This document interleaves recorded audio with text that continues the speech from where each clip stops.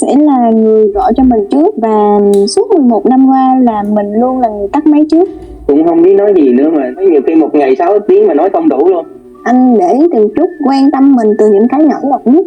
Yêu nhau là con gái là đã thiệt thòi rồi, mà yêu xa lại không được quan tâm rồi nhiều nữa nên lại là thiệt thòi nữa, nên nhiều khi vợ mình cũng rất là mông lung á, không biết cái tình cảm này nó sẽ đi tới đâu á. Mình á thì mình là người hay động viên vợ mình. Đó là những tâm sự của anh Trường Giang và chị Bích Trâm về hành trình 11 năm yêu xa của họ. Cả hai quen nhau từ một cuộc gọi nhầm số và dần phát triển tình cảm, nơi những con người đặc biệt chia sẻ về những lựa chọn đặc biệt. Mình là Trường Giang, quê ở Củ Chi, năm nay 28 tuổi, đang làm việc và sinh sống ở Nakatsugawa của tỉnh Gifu, Nhật Bản. Mình tên là Trâm, hiện tại thì mình đang ở thành phố Kobe của Nhật Bản. Mình và anh quen nhau được 11 năm và hiện tại thì mình đã kết hôn rồi. Năm học lớp 11 sẽ có một cái mạng đó là Vietnam Mobile, tại vì mạng đó là nó mới nổi thì nó sẽ ra một cái chương trình, đó là mình giới thiệu một cái số mới khi mà người ta mới sử dụng và mình nhập một cái mạng đó là một cái số điện thoại mới đó thì mình sẽ được tặng 1 triệu gọi nợ nàn. Khi mà mình đi học thêm á, thì mình thấy là bạn của mình nói là nó cũng mới giới thiệu được, mà mình nghe loáng thoáng là cũng cái số là 65. Thế là mình về mình cũng suy nghĩ và mình nhắc một cái con số nó cũng có đuôi là 65. Tự nhiên mình thấy số nó đẹp thì mình nhắc thôi. Xong rồi thì mình gọi thì mình thấy là đổ chuông thì có nghĩa là cái số này cũng có người đang xài, thì mình bấm mình giới thiệu thử. Xong rồi khi mà mình giới thiệu thì nó lại không được. Sau đó thì anh lại gọi cho mình, và khi đó mình không biết nói gì thì mình chỉ nói là em nhầm số thôi. Anh lại nghĩ là không phải nhầm số mà là do bạn của anh ghẹo anh. Khi vợ mình nói nhầm số thì mình cứ nghĩ là mấy bé khó dưới là trêu thôi, khi nghe giọng thì biết là con gái thiệt. Lúc đấy đang xài Vietnam Mobile thì một ngày hình như 2.500 thôi mà có tới 500 tin nhắn, nên mình cũng không biết nhắn cho ai, mình cứ nhắn thôi. Mình thì ấn tượng vợ mình, nghe giọng thì dễ thương, cách nói chuyện thì lịch sự, giống như là nói chuyện mà vào trọng tâm chủ đề, chứ không mà nói lan man, với lại xưng rất là ngọt ngào. Khi mà lần đầu anh gọi cho mình á thì có cảm giác là anh trưởng thành hơn những cái bạn đồng trang lứa rồi. Tại vì lúc đó thì mình cũng không có quen ai, thì có một người để nhắn tin nói chuyện thì mình cũng cảm thấy là vui vui, có một người để mà chia sẻ. Thì mà khi mà người ta không biết mọi thứ về mình thì mình có thể chia sẻ một cách nó thoải mái, nó vui hơn. Buổi sáng thì mình sẽ nhắn tin chúc vợ một ngày tốt lành hoặc là ngày mới vui vẻ. Hầu như là ngày nào mình cũng nhắn với vợ mình đó.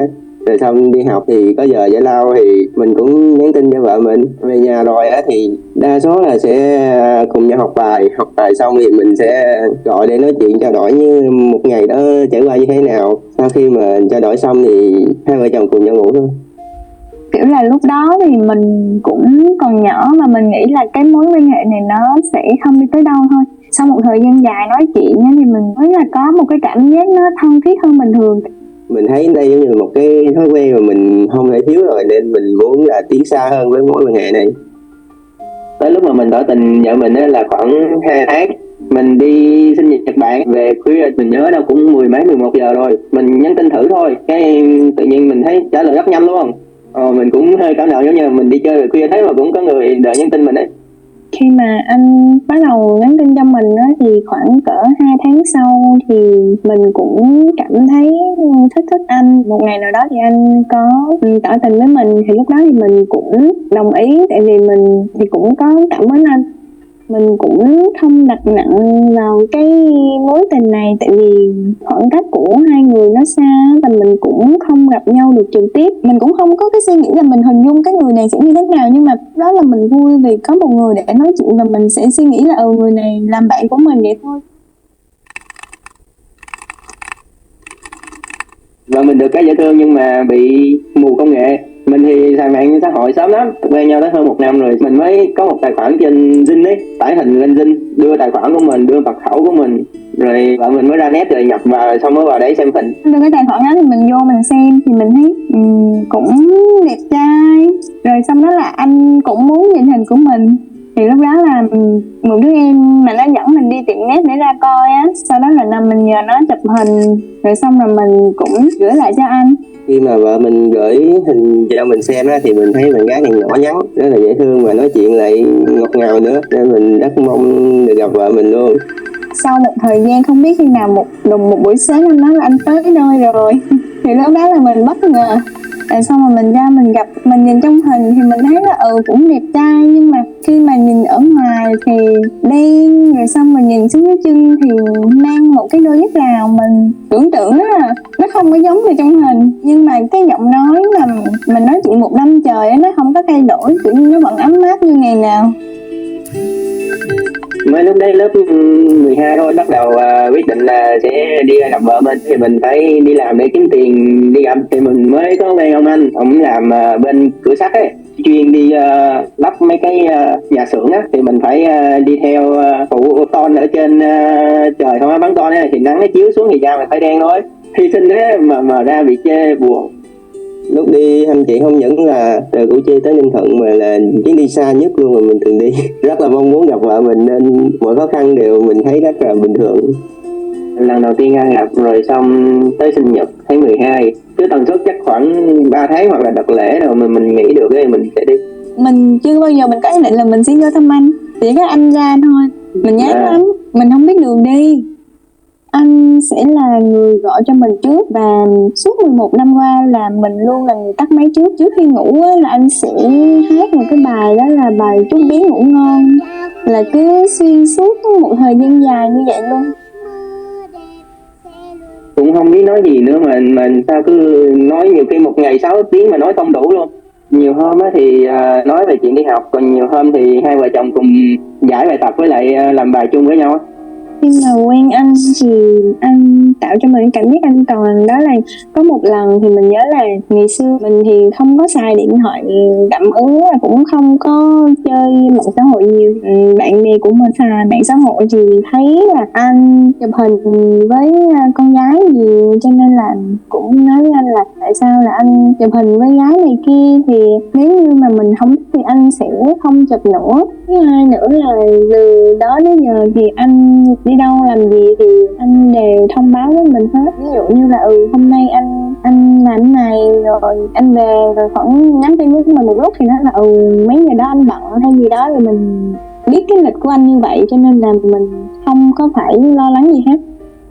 Lúc mà biết vợ mình thi đại học trong Sài Gòn thì mình đã muốn gặp vợ mình rồi.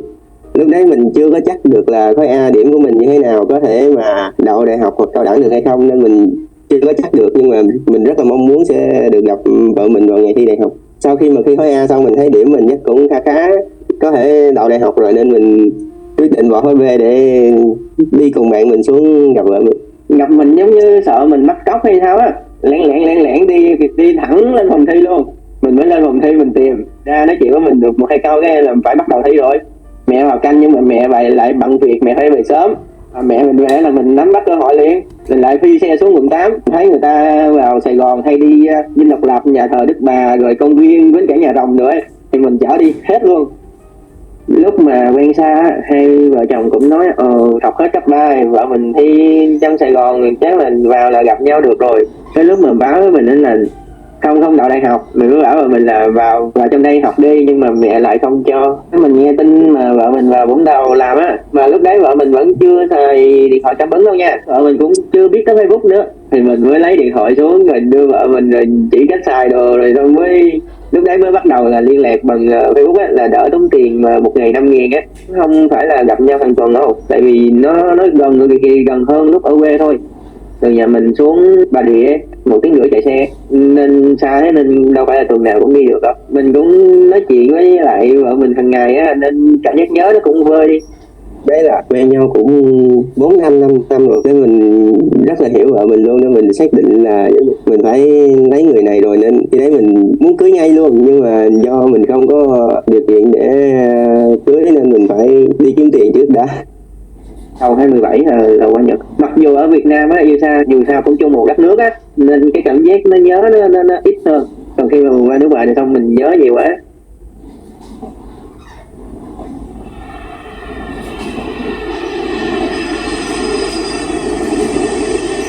Dù quen lâu nhưng hai vợ chồng nó cảm thấy không có nhạt nhòa. Khi sang Nhật á, niềm vui của mình là ngày đầu tiên mà vợ mình về công ty là mình đi xuống thăm vợ mình ấy, khi mà gặp lại cảm xúc nó rất là vỡ òa luôn, không biết nói gì luôn. Những cảm xúc nó cứ dồn nén lâu lâu nhưng mà lại không thốt ra được thành lời.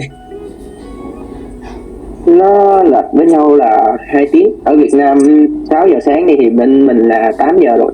Khi mà mình làm ca ngày á thì tối về thì mình xong hết rồi, công việc hết rồi, vợ mình mới xong. Mình thì chịu khó ngủ muộn một xíu. Quen nhau á, vợ mình đi dạy đúng không, nhưng mà mình cũng nói rồi là vợ mình là người mù công nghệ, như làm mấy cái PowerPoint hoặc là những bài thuyết trình nữa, đẩy nội dung qua cho mình, rồi mình phải là người làm những cái đó nữa. Mình vừa đi làm buổi sáng rồi xong buổi tối mình lại về mình làm những cái đấy, gửi ngược lại cho vợ mình nữa.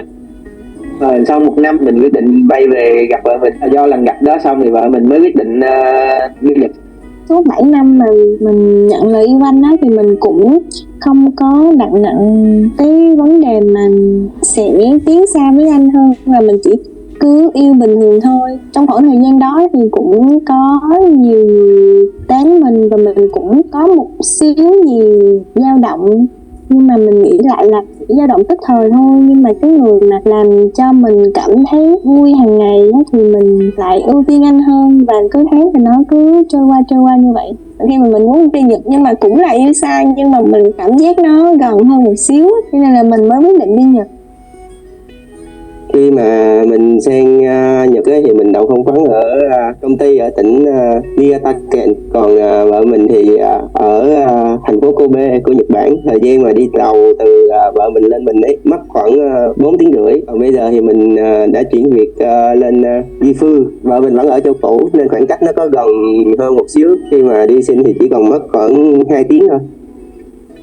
Nhưng mình xuống được 2 lần á là mình bắt đầu quen đường, biết điểm đón xe buýt với lại cách thức đi thế nào á. Đi bằng xe buýt thì nó rẻ hơn, đi về thì chỉ 4 triệu thôi, mà so với đồng lương á thì nó bằng 1/5 nha. Thường á là mình về lúc thì mình sẽ gọi cho anh em về tới nhà rồi gọi nhìn mặt một cái, rồi sau đó mình ăn uống, mình sinh hoạt xong mình lên mình nói chuyện. Và anh cũng vậy, nhưng mà trước khi mà đi làm buổi sáng sớm anh đi làm gọi nói chuyện 50 phút thì hai đứa đi làm. Trước khi về tới nhà là phải gọi nhìn mặt nhau. Chỉ làm 8 tiếng là về thôi, nên lúc nào mình cũng về trước thì mình sửa soạn cơm nước đồ nhanh hơn á, nên khi vợ về là mình đã xong xuôi hết rồi, mình chỉ đợi vợ thôi. Nhiều khi hết pin bị tắt á, nhưng mà mình gọi mà nó khai vào là mình biết hết pin rồi. Quen lâu rồi nên hai vợ chồng hiểu là mình đang bị bận cái gì luôn á. Khi mà mình hết chuyện để nói á, thì mình mới bắt đầu là coi phim chung, coi hoạt hình xong rồi đi ngủ. Mình kết hôn qua tặng cuộc sống. Anh để ý từng chút, quan tâm mình từ những cái nhỏ nhặt nhất. Là năm trước thôi là mình có thích cái quạt mà mùa nóng á, là mình sẽ cầm đi bộ đi làm á, thì nó sẽ mát á. Lúc đó mình đặt, nhưng mà đặt ở trên app á, xong rồi nó lại bị hủy, nó không về, nó hoàn tiền lại. Tầm gần 1 năm rồi, tới bây giờ thì anh nhớ và anh thấy ở trên cái app của anh nó đang sale cái quạt đó, thì anh lại mua cho mình. Khi mà mình gặp khó khăn một cái gì đó thì mình nhắn tin với anh thì anh đều trả lời nhanh, và anh luôn tạo cho mình một cái suy nghĩ tích cực để cho mình không có suy nghĩ những cái khó khăn đó nữa. Kiểu như cái gì nó cũng sẽ qua đi, một thời gian nữa thì mình không còn cảm thấy khó khăn đối với mình nữa. Yêu nhau là con gái là đã thiệt thòi rồi, mà yêu xa lại không được quan tâm đồ nhiều nữa nên lại là thiệt thòi nữa, nên nhiều khi vợ mình cũng rất là mông lung á, không biết cái tình cảm này nó sẽ đi tới đâu á. Mình á thì mình là người hay động viên vợ mình định là năm sau sẽ cho vợ mình có em bé rồi sẽ bảo lãnh lên. Lúc đấy kinh tế hai vợ chồng khỏe hơn rồi nên có thể làm bao nhiêu tiêu bấy nhiêu, nhưng mà hai vợ chồng ở cạnh nhau là được. Nói về đẹp ấy thì vợ mình cũng không đẹp, vợ mình chỉ ưa nhìn thôi. Còn nói về mà tiền ấy thì giờ vợ mình cũng không có điều kiện cho lắm, nhưng mà ở vợ mình á, mình thấy được cái sự tôn trọng của vợ mình dành cho mình á. Mình chỉ cần cái điều đó là được. Vợ mình thì luôn ủng hộ những việc mình làm, với lại khi mà có mặt những bạn bè hay thì vợ mình rất là tôn trọng mình luôn, không bao giờ mà lớn tiếng, với lại mình bảo chuyện gì thì cũng rất là nghe lời, rất là ngoan. Lúc đầu tiên hết mình sang Nhật á thì mình chỉ đem theo laptop, tại vì trong laptop thì mình lưu rất là nhiều hình của mình với vợ mình ấy, nên mình rất là xem trọng nó luôn, mình luôn giữ nó bên cạnh mình ấy. Mình đang học mà mình đổi tư cách lưu trú á để có thể bảo lãnh vợ mình á, nên khi nhìn được hình vợ mình thì mình có thêm nhiều động lực hơn để mình tiếp tục tiến tới. Những đợt sinh nhật đồ thì vợ mình có đặt bánh kem và đặt làm quà cho mình á. Rồi xong những lần mà vợ mình sinh nhật hoặc là những ngày kỷ niệm thì mình cũng có làm quà, rồi xong mình gửi xuống cho vợ mình. Mình cảm thấy vui nha, tại vì cái hộp quà đó là tự tên làm hết, làm xong mình cắt in hình rồi lúc 26 tờ, là lúc đó mình 26 tuổi. Lúc đấy mình muốn cưới vợ lắm rồi, nên không thì mình mới chuẩn bị nhẫn, cũng thương vợ mình lắm. Bên đây thì cũng mua nhẫn bạch kim với lại đồ thì giá nó hơi ngoài kinh tế của mình á, nên mình chỉ đặt nhẫn bạc thôi. Bình thường ở mùa đó, mùa hoa tử đằng á, thì hai vợ chồng chụp bạn chụp cho xong rồi xong vợ mình cũng đã tháo giày rồi xong hết rồi, mình mới dắt vợ mình ra. Thì vợ mình cứ nghĩ là giống như chắc là chồng thấy cảnh ở ngoài đó đẹp nên dắt ra chụp tiếp. Thì ở đây mình mới cầu hôn vợ mình thấy vợ mình bất ngờ lắm. Cái xong lúc vợ mình đồng ý xong mình vui lắm thì mình mới tháo nhẫn ra mình đeo vào liền. Bởi vì mà vợ mình suy nghĩ tới chuyện kinh tế đang thiếu thốn thì vợ mình rất là buồn. Mình đang phấn đấu mỗi ngày để có thể lo lắng một cách trọn vẹn cho vợ mình. Nhưng mà yêu xa điều quan trọng nhất mình nghĩ là cả hai tin tưởng nhau 100% luôn. Tại vì yêu gần là nó đã khó rồi, khi mà không có sự tin tưởng nó rất là khó. Khi ở xa thì mình đâu có quản được người yêu của mình là làm những việc gì đâu. Về phần mình thì mình phải tự giác, mình phải xác định được cái mối quan hệ này là như thế nào. Với lại mình một phần mình cũng biết là tình cảm vợ mình dành cho mình rất là nhiều luôn. Mình cũng có nói vợ mình là mình chỉ từ bỏ vợ mình khi mà vợ mình không còn tình cảm thật sự hết thương mình thì mình mới chấp nhận thôi. Nói chung là hành trình yêu nhau 11 năm thì mình cảm thấy là hạnh phúc. Ngoài ba mẹ mình thì anh là cái người mà quan trọng nhất. Tại vì từ khi mình bắt đầu mình lớn lên là đã có anh trong cái cuộc sống rồi, và mình chưa bao giờ mình nghĩ là mình sẽ không có anh á. Anh lúc nào cũng cho mình một cái cảm giác an toàn, anh bên cạnh, và mình chưa bao giờ mình nghĩ cảm giác là mất anh hay gì hết. Cho nên lúc nào cũng cảm thấy là một phần không thể thiếu, và cảm thấy may mắn, hạnh phúc khi mà mình gọi số và tìm được đúng ý của mình. Nếu mà quay trở lại thì mình vẫn quyết định là mình sẽ gọi số đó. Còn mình thì người bị động, là gọi thì mình nghe đó.